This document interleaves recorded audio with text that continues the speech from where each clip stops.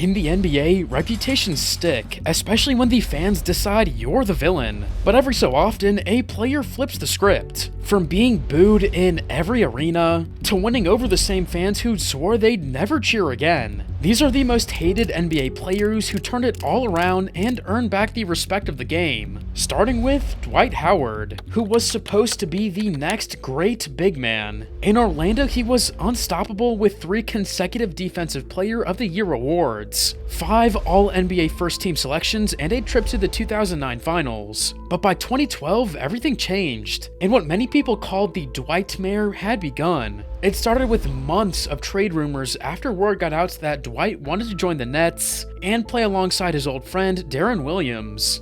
When Magic refused, the tension grew and so did the hate. Bad blood built up between Dwight and the Magic front office, and things eventually spilled into one of the most awkward moments in NBA history. That infamous press conference was with coach Stan Van Gundy. Stan told reporters that Dwight had asked management to fire him. The highest profile guys in the league has, asked for his coach to be fired. Only for Dwight to walk in seconds later, put his arm around him, and deny it on camera. It's nothing. I haven't said anything to anybody about anything. To fans, this was the perfect snapshot of everything wrong with Dwight at that point. Drama, mixed messages, and a superstar who no longer seemed like a true leader. And eventually, Orlando traded him to the Lakers. But not before Dwight took one last shot at his old team, calling the Magic a team full of people that nobody wanted. When Dwight landed in Los Angeles, it was supposed to be his redemption arc, teaming up with Kobe Bryant, Steve Nash, and Pau Gasol to form a Lakers super team. On paper, it looked unstoppable, while in reality, people saw it as a disaster. Dwight got injured, there were chemistry issues, and he saw his worst defensive year and one of his worst offensive years as well. After a year of that same routine, Dwight left the Lakers. In the words of one fan, basically he did a good job wrecking 2 franchises. By the late 2010s, Dwight had become a journeyman, and his career was bouncing from team to team. He joined the Hawks, the Hornets, and the Wizards, but nothing changed. And the idea of him being a locker room problem stuck like glue. But then 2019 happened. Dwight went back to the Lakers 6 years after his departure, this time on a non-guaranteed deal. All of a sudden, he became a role player who did the dirty work, defending, rebounding, setting screens, and bringing energy off the bench. In other words, he was thriving for the Lakers in the smallest role of his NBA career. He stopped demanding post touches and focused on what the team needed. And that season, the Lakers won the 2020 NBA championship, and Dwight finally got his ring. Dwight's redemption was one of the most unexpected turnarounds the league has ever seen. Unlike Dwight, who saved his career by swallowing his pride, this next person had to completely reinvent himself and become a player no one ever believed he could be. When Brook Lopez was drafted 10th overall by the Nets in 2008, he was expected to anchor the franchise's front court for years to come. And offensively, he delivered smooth post moves, a soft touch, averaging at least 20 points per game 4 times in a 7-season span, from 2010 and 11 through 2016 and 17. But none of that mattered, because to so many people, Brook was one of those players that got heaps of blocks per game, but didn't impact the whole game defensively, and that always costed his team. For a 7-footer, Brook was slow in pick and roll coverage. He struggled to rotate and didn't block shots at the level fans expected. Worse, his rebounding numbers were shockingly low for his size. He even led the league in lowest rebound rates for a starting center at one point. To old school fans, that was basketball sin number 1. And as the NBA shifted toward pace and space, Brook looked out of place. By the time he was traded to the Lakers in 2017, his reputation had completely flipped. He wasn't seen as an all-star talent anymore, just a slow and atrocious defensive rebounder for his size. Then in 2018, the Bucks signed Brook to a 1-year deal, and instead of clinging to his old game, Brook reinvented himself. He developed a reliable 3-point shot, going from a career 31 total threes in Brooklyn to over 170 makes in his first season with the Bucks. making him the only player in league history to record 5 seasons with more than 100 made threes and 5 seasons with 0 made threes. Suddenly, the big man everyone called outdated was spacing the floor with Giannis and creating driving lanes no one could stop. Defensively, under coach Mike Budenholzer, Brook became the anchor of one of the NBA's best defenses. His size and positioning in drop coverage turned him into an elite rim protector, leading the league in contested shots 6 of the last 7 years, and completely erasing the soft label. Brook became a critical part of the Bucks' championship run, hitting big playoff shots, protecting the paint, and proving he could adapt to any era of basketball. But while Brooks' redemption was about evolving his skill set, this next player's battle was about changing how people saw him entirely. Javale McGee had one of the worst public images an NBA player could have. He wasn't known for his defense, his rebounding, or his length in the paint. Rather, he was known for Shaqtin' a Fool, a show where they discuss the most outrageous and foolish plays from the current NBA season. Week after week, the TNT crew turned his mistakes into viral comedy clips, which turned Javale into an NBA punchline. Oh, this is not a mistake. Do something with it. Where the hell are you going? You're in Seriously, get basketball. I'm a volleyball player. I play volleyball now.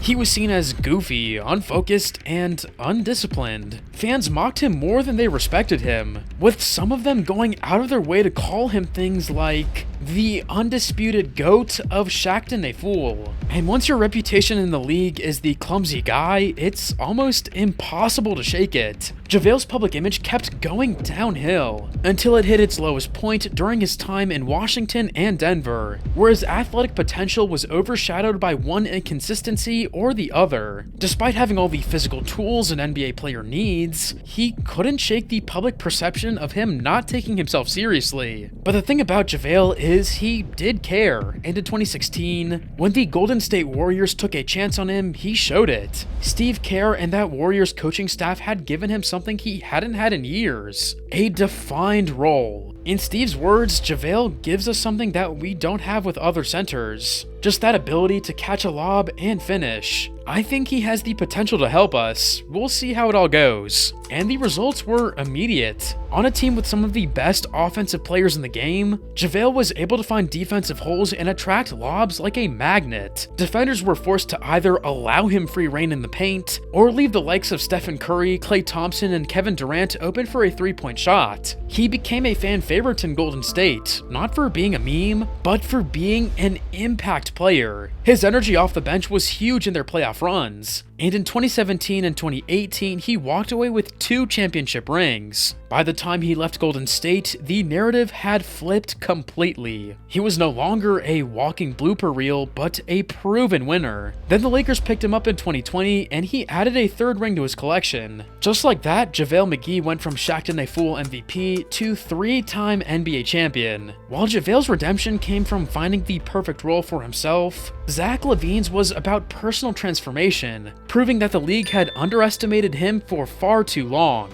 This was because they simply saw him as a high-flying dunker who lacked a well-rounded game and consistent playmaking ability. He wasn't drafted as a franchise savior, he wasn't even drafted as a starter. He got a lot of criticism for being seen as just a dunker, and someone who put up shots without being efficient. To most, Lavine was a human highlight reel with no real game outside of fast breaks. Even winning back-to-back slam dunk contests in 2015 and 2016 didn't earn him respect. In fact, it made the label stick harder. Then came the trade to Chicago in 2017 as part of the Jimmy Butler deal. Chicago fans didn't see Lavine as a worthy return for their star player, especially coming off a torn ACL. Words like dumb AF, most disgraceful move in recent sports history, and boycott all Bulls game got thrown around. But Lavine kept working. Year after year, he added layers to his game: better ball handling, sharper shooting, and more polished footwork. By 2020, he was averaging 25.5 a night, hitting threes off the dribble and running the offense. Then his turning point came in 2021. Lavine not only made his first All-Star team, but he also played for Team USA and won Olympic gold. That summer erased the empty stats tag for a lot of people, including Draymond Green, who came out to say Zach's a star, who figured it all out and earned the respect of not just NBA fans, but also his peers. Unlike Zach, who had to prove he was more than just a dunker, Julius Randle had to bounce back from the constant doubt about whether his game could actually anchor a franchise. When Julius Randle first arrived in New York, he became the face of the team's struggling rebuild, which was not well received by fans. They hated his isolation-heavy offense, his spin moves into traffic, and his forced mid-range shots, with some even going as far as calling him a selfish player who disrespected the fans, his teammates, and never rose to the occasion in the playoffs. It didn't help that the Knicks had just struck out in free agency, missing out on Kevin Durant and Kyrie Irving, and instead handed Randle the big contract. By the end of his first season, Randle was labeled a bust and a player that needed to get off the books. Things hit an even lower point for him in January 2022. Randle had just given one of his standout performances, which saw the Knicks come back from 25 points down in a 108-105 win over the Celtics. But that was overshadowed by him throwing a thumbs down sign at a fan in the crowd for booing him. To make matters worse, when Randle was asked to translate the message he was trying to pass with the sign, he said it was for the fan to shut the f up. That moment was all it took for Knicks fans to constantly come at him, calling him a bad player who downs tools, doesn't support his teammates, has toxic body language, and is an overall distraction to the team. And in the 2023 postseason, the criticism reached its peak after Randle's numbers fell off a cliff, from 25 points per game in the regular season to just 15 in the playoffs, while shooting a brutal 32%, the worst field goal percentage in playoff history for a player averaging 15 plus attempts since 1970. But right when it seemed like all hope was lost on Randle, he made a major comeback in the 2022-23 season. He reclaimed his all-star form, put the team on his back, and helped lead the Knicks to their first 50-win season since 2013. Some people believe that this change happened because Randle finally decided to put in the work and embrace being the face of the franchise. Either way, in 2025, Randle's redemption has reached its apex. After a blockbuster trade sent him to Minnesota, he instantly became a key part of the Western Conference Finals-bound Timberwolves team. He dropped 29 points on 13 of 18 shooting in a pivotal Game 5 win, earning praise from not just fans but the opposing team's coach, Steve Kerr, who called his resurgence incredible. While Randle just had to become a better player to gain acceptance, this next player had to step down a little for people to finally see his talent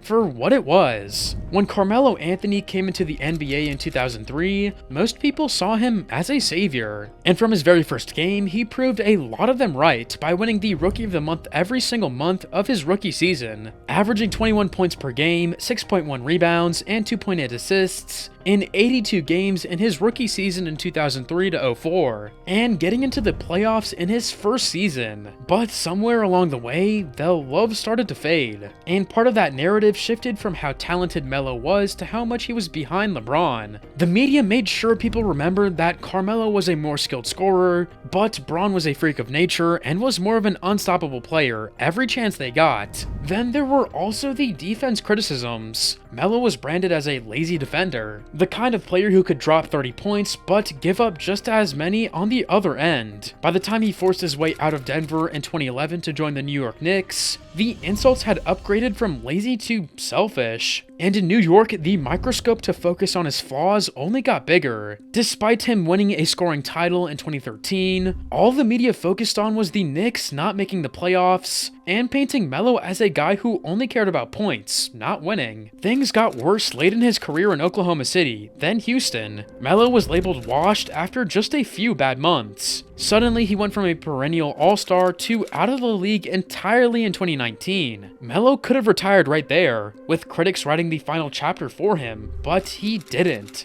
He waited for a chance to prove the media wrong, and that came in 2019 after the Portland Trail Blazers gave him a call. He started hitting big shots, rebounding, and even showed improved defensive effort. Eventually, the league started to see him differently, and with time, fans began to look back at Melo's career more fondly, seeing him as a 10 times All-Star, 6-time All-NBA scoring champ, NCAA champ, one of the greatest bucket getters the game has ever seen, a top 10 scorer in NBA history, and a 3-time Olympic gold medalist. While Melo's redemption came later in his career, after people thought he was finished, this next player's fight for redemption started almost as soon as he arrived in the NBA. Trae Young's NBA journey had been loud from the very beginning, and not just because of his game. When the Hawks traded Luka Doncic's draft rights for him in 2018, the comparisons started immediately. Every good Luka game was another reason for critics to question Trae's worth, and in the eyes of many, he was already fighting from behind. Early in his career, fans and analysts were split. On offense, he was electrifying, pulling up from deep, throwing no-look lobs, and putting up big numbers. But the knocks against him piled up fast. He was small, a defensive liability,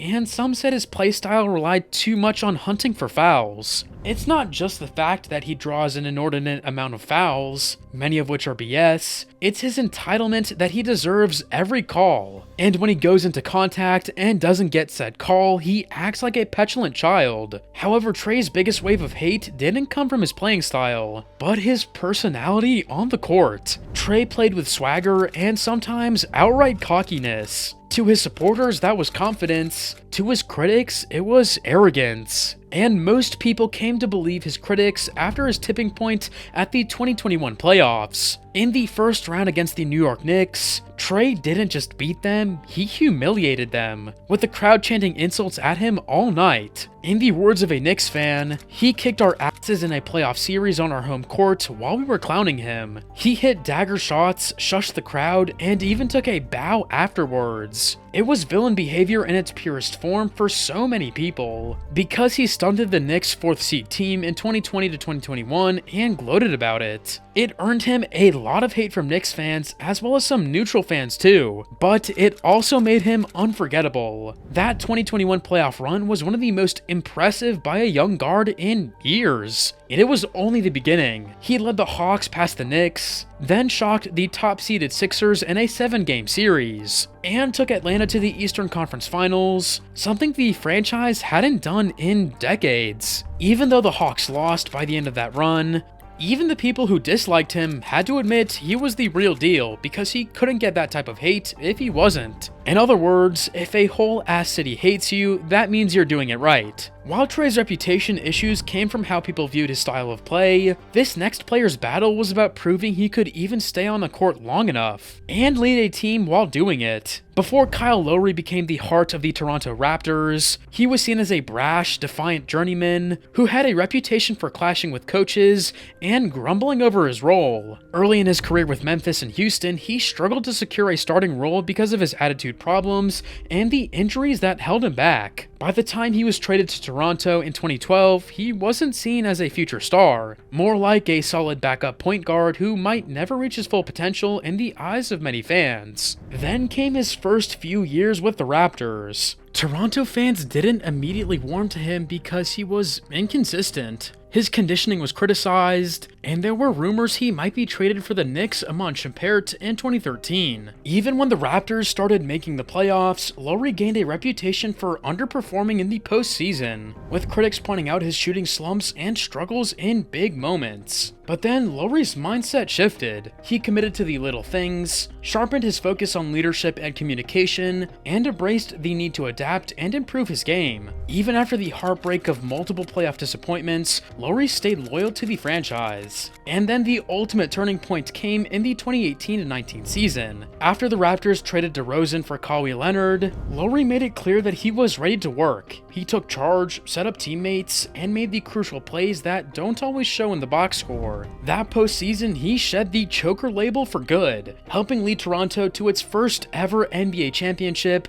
and delivering clutch performances in the finals, including a 26-point explosion in Game 6 to clinch the title. By the time he left Toronto in 2021, Lowry had gone from a player fans once doubted to the undisputed greatest Raptor of all time. Kyle's redemption arc was about proving that patience, persistence, and grit could silence critics. But the next player on our list had a completely different battle, surviving the biggest spotlight in basketball, facing nationwide hate, and still coming out on top. LeBron James might be one of the most loved players in NBA history, but it wasn't always this way. In 2010, he got his first wave of real hate with the decision after he announced that he was taking his talents to South Beach to join the Miami Heat. The move itself wasn't unusual. Stars had switched teams before, but the spectacle of the announcement, combined with the perception that he was chasing an easier path by forming a super team with Dwayne Wade and Chris Bosh, made him a villain to many overnight. Then came the 2011 NBA Finals, which were a disaster for LeBron's reputation. Despite being the most talented player on the court, he underperformed, especially in the fourth quarter.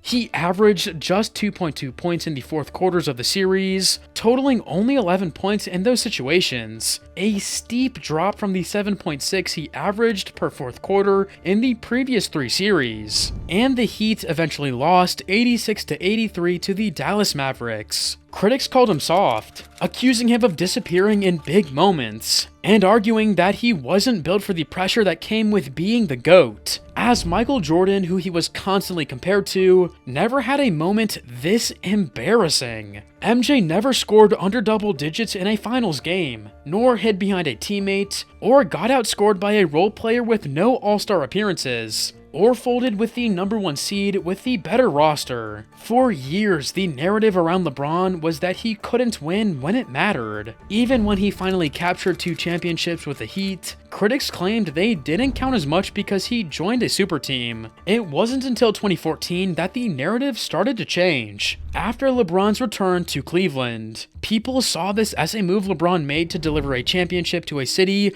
that hadn't celebrated a winning season since 1988. The defining moment came in the 2016 NBA Finals, down 3-1 versus a team that's 73-9, that lost 1 game in the playoffs at home, to deliver Cleveland's first ever NBA title. His chase down block of Andre Iguodala in Game 7 became one of the most iconic plays in league history. From that point on, the tone around LeBron shifted. While some critics have never disappeared, the sheer weight of his accomplishments, 4 championships, Finals MVPs with 3 different franchises, made it impossible to deny his greatness.